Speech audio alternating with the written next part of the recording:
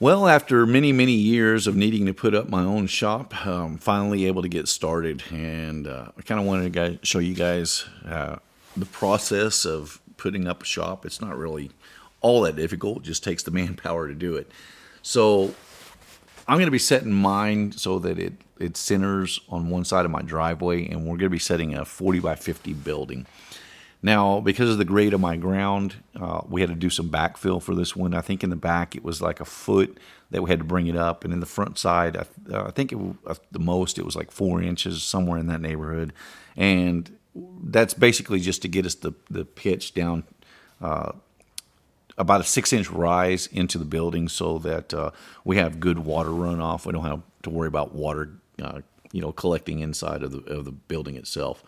So initially, what they'll do is they came in the first afternoon and laid out a string line, which is a little bit wider and a little bit longer than the footprint of the actual building, just to give themselves a guide for the backfill. So they started out, and then we had to wait on backfill loads to get in. So they weren't able to get a whole lot done on that first day. So they start with the backfill, and once they get it to a decent point or get it real close, then they start with the forms. You can see the batten boards here now, and they started the initial forms along with the sheet ledge as well that's put in on this side. And basically just getting everything leveled out and compacted in to the point where we could start putting the sand layer in. So they'll bring it up to within about 4 inches.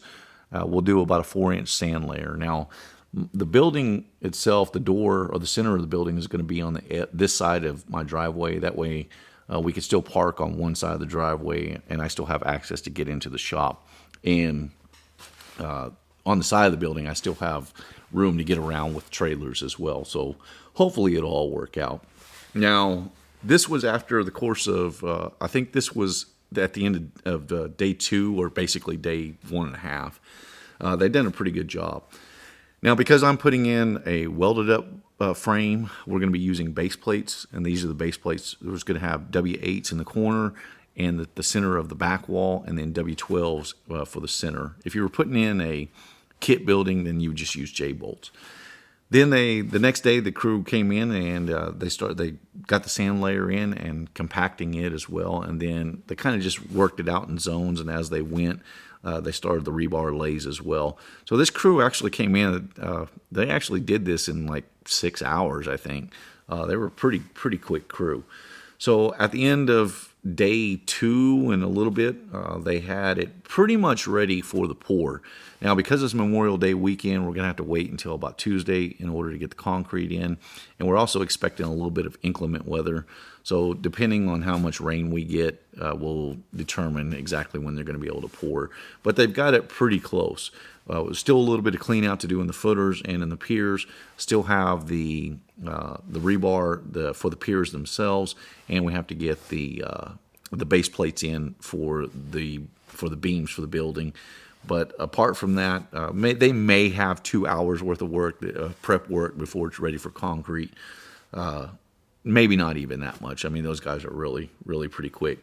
So I just want to give you kind of initial overview of how, if you're not familiar with how a building goes in, the processes in order to get it started.